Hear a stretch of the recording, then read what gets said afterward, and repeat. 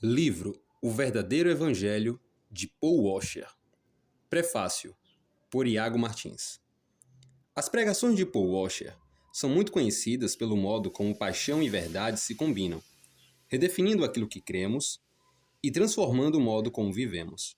Observar o quebrantamento deste pregador ao falar sobre as profundidades do conhecimento de Deus tem feito com que vários jovens, no Brasil e no mundo, abandonem vidas carnais, muitas vezes baseadas em um evangelho reduzido e falso, o qual é de todo insuficiente para salvar.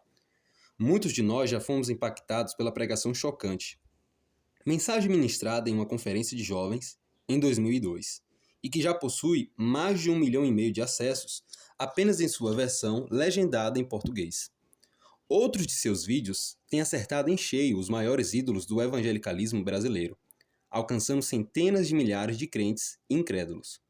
Não podemos sequer tentar mensurar o número dos testemunhos de vidas sendo transformadas, igrejas sendo avivadas e perdidos sendo salvos. O que nem todos sabem é que, fora do Brasil, o pastor Washer é muito mais conhecido por suas exposições em Romanos 3, do verso 23 ao 28, do que por todas as suas outras pregações. E ele próprio brinca, dizendo que é conhecido por causa de um único sermão. Se isso é verdade, não há como afirmar. Todavia, muitos certamente concordarão com o que segue. As dezenas de gravações que possuímos com mensagens do irmão Paul ensinando a respeito do que ele mesmo chama de as maiores palavras da Escritura são os melhores sermões já pregados por Paul Washer.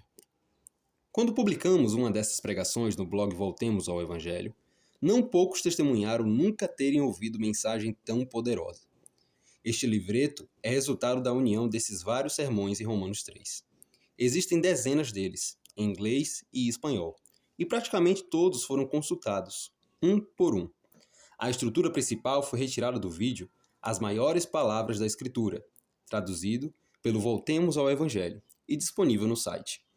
Ao texto daquela pregação foram adicionadas considerações que aparecem em outros vídeos e, por fim, tudo foi adaptado da linguagem falada para a escrita, a fim de melhorar a leitura, mas sem remover as características típicas de uma pregação. Minha mais sincera oração é que Deus use este livreto para fazer no Brasil o mesmo que ele tem feito no mundo. Que esta mensagem, a mesma que converteu várias almas, que transformou vários crentes e avivou várias igrejas ao redor do planeta, possa ser um meio de transformação para os irmãos e irmãs de fala portuguesa. Nunca esqueçamos que o Evangelho não é só o fundamento da nossa fé, mas o único meio pelo qual toda a vida cristã pode existir, pois fora de Cristo, tudo não passa do mais completo absurdo. Introdução. Citação de Romanos 3, do 23. Pois todos pecaram e carecem da glória de Deus, sendo justificados gratuitamente por sua graça, mediante a redenção que há em Jesus Cristo, a quem Deus propôs, no seu sangue, como propiciação mediante a fé, para manifestar sua justiça, por ter Deus, na sua tolerância, deixado impunes os pecados anteriormente cometidos, tendo em vista a manifestação da sua justiça no tempo presente, para ele mesmo ser justo e justificador daquele que tem fé em Jesus. Onde, pois, a jactância? Foi de todo excluída. Por que lei? Das obras? Não, pelo contrário, pela lei da fé. Concluímos, pois, que o homem é justificado pela fé, independente das obras da lei.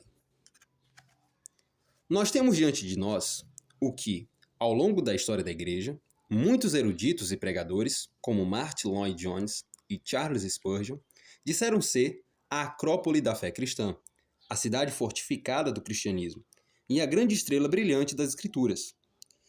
Eu já ouvi homens muito piedosos dizerem que, se eles perdessem a Bíblia inteira e pudessem apenas guardar somente uma passagem, essa seria a que eles guardariam, pois, nestes versos, encontra-se a verdadeira salvação dos homens, o verdadeiro Evangelho de Jesus. Há palavras aqui que, possivelmente, são as palavras mais importantes em toda a Escritura, e nós não poderemos entender o Evangelho de Jesus sem entendermos algumas dessas palavras que são ditas neste pequeno texto. Citação de Martyn Lloyd-Jones. Alguém descreveu esse texto, Romanos 3, 25 ao 26, como a acrópole da fé cristã.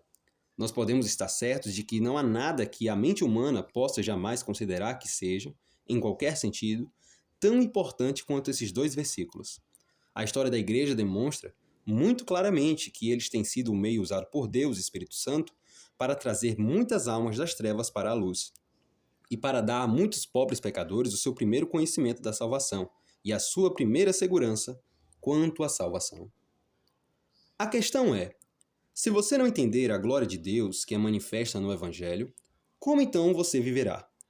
Em nossos dias, existem tantos indivíduos que nós chamamos de endurecidos ao Evangelho, os quais, na verdade, são ignorantes e não duros em relação ao Evangelho.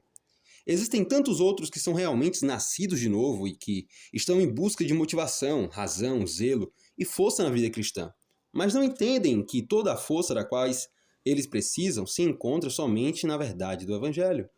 Não existe nada mais profundo e mais valioso do que as boas novas consumadas por Jesus Cristo naquela cruz. Se entendermos bem essa verdade, teremos todo o fogo de que precisamos ardendo em nosso coração, e não precisaremos mais de falsa empolgação, emocionalismo vazio ou entretenimento barato. Precisamos entender algumas coisas sobre a nossa missão nessa terra. Fazer missões não significa enviar missionários, tampouco criar organizações. Fazer missão significa comunicar a verdade de Deus aos homens. Você pode enviar todos os crentes de seu país como missionários. Todavia, se eles não estão comunicando a verdade do Evangelho, isso não passa de uma tolice carnal. Além disso, precisamos entender que vivemos nos dias nos quais o Evangelho não está muito claro em nossas mentes. Um grande pecado de nossa era é o que chamaríamos de reducionismo do Evangelho.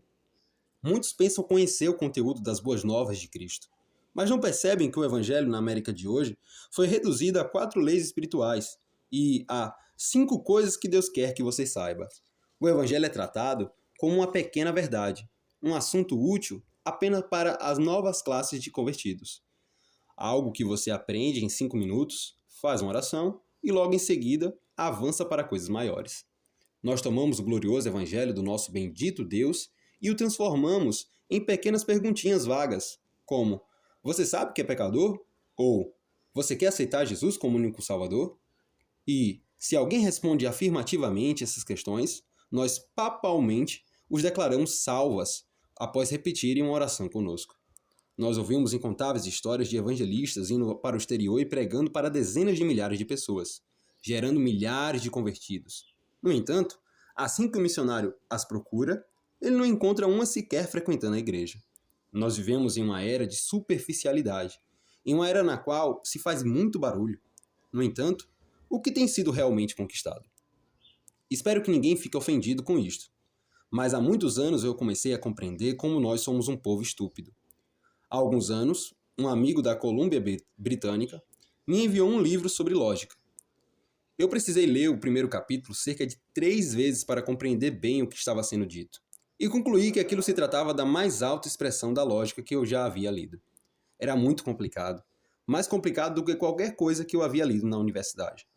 Porém, ao fechar o livro, notei que na frente dele havia um desenho rabiscado de tinta, e ao olhá-lo melhor, observei, para minha surpresa, que no desenho havia algo semelhante a crianças de 8 ou 9 anos de idade, em pé diante de um professor, sendo questionadas. Então eu percebi que aquele livro de lógica, escrito por um antigo puritano, era na verdade o básico para crianças na escola primária. Sendo assim, uma das coisas que eu quero encorajá-lo a fazer é isto. Na sua leitura das Escrituras, e em busca por conhecer mais a respeito de Cristo, não se dê tanto à literatura contemporânea, mas retroceda na história e descubra uma das maiores coisas já escritas. Eu diria a você que a nossa maior necessidade é redescobrir o Evangelho de Jesus Cristo e proclamá-lo. Eu sempre digo isto, especialmente aos jovens missionários com os quais tenho lidado.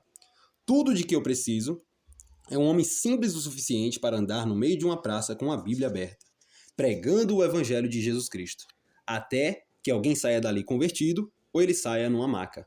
Nós precisamos de pregadores, precisamos de homens e mulheres que creiam que essa tarefa é tão grandiosa que nem todas as estratégias do mundo, à parte do Evangelho, podem fazer uma única alma ser convertida. Há um poder de Deus para a salvação, e esse poder é o Evangelho de Jesus Cristo. Romanos 1, verso 16. É por isso que eu gostaria de tomar um tempo para meditar mais sobre esse assunto. Sei que alguém logo reivindicará, dizendo: Mas, irmão Paul, nós entendemos o Evangelho. Oh, meu caro, preste bastante atenção naquilo que eu tenho a lhe dizer. Há muito para se estudar hoje a respeito da segunda vinda de Jesus Cristo e da correta interpretação do livro de Apocalipse. Porém, eu posso lhe assegurar que você entenderá tudo a respeito do livro de Apocalipse e tudo a respeito da segunda vinda de Cristo no dia em que tudo isso acontecer. Mas eu também posso lhe assegurar que você gastará uma eternidade de eternidades nos céus e ainda não compreenderá o Evangelho de Jesus Cristo totalmente. Isso não é uma matéria básica do cristianismo, da qual nós nos livramos em 5 minutos de aconselhamento e depois partimos para coisas mais grandiosas. Não há nada mais grandioso na vida cristã do que o Evangelho. Nunca haverá nada mais grandioso do que o Evangelho. E não há poder para salvar longe da clara proclamação do Evangelho. Muitos acham que o Evangelho é algo apenas para o homem perdido, para aquele que nunca ouviu falar sobre Jesus. Mas não pense que para por aí. A maior motivação, a única verdadeira motivação na vida cristã é aquilo que Deus fez por nós na pessoa e obra de Jesus Cristo. Sempre que estou em conferências sobre missões, fico extremamente exultante ao ouvir os testemunhos e os cânticos, de tal modo que o meu desejo imediato é sempre comprar uma passagem de avião e ir para algum lugar a fim de pregar o Evangelho onde ele ainda não tenha sido pregado. Todavia, eu descobri que até mesmo o fogo que é levantado através de conferências de missões rapidamente morre. Eu sempre me perguntava se haveria um medicamento mais forte, algo que manteria um homem no campo, algo que faria uma mulher permanecer quando tudo dentro deles está gritando. E eu percebi que, para tanto, é necessário mais do que uma conferência, um livro ou alguns cânticos. Nós precisamos da revelação da glória de Deus na face de Jesus Cristo. Tudo aquilo que somos e tudo aquilo que nós fazemos deve ser motivado por esta única coisa: o Evangelho daquele que derramou o seu próprio sangue por nossa alma. O cristão vive entre 2 dias: o dia em que Cristo foi pendurado diante dos homens e o dia em que os homens irão se ajoelhar perante Cristo. Isto é motivação. Agora, olhemos para esse nosso pequeno Evangelho, reduzido e falso, e comparemo-lo ao Evangelho que é revelado na palavra. É isso que nós iremos fazer ao estudar este glorioso texto de Romanos 3. Vamos observar esta passagem, linha por linha, e buscar descobrir, pela graça de Deus, o que está sendo pregado nela, a fim de crescermos na graça e no conhecimento do nosso Senhor e Salvador Jesus Cristo, para o bem do destino eterno de nossa alma.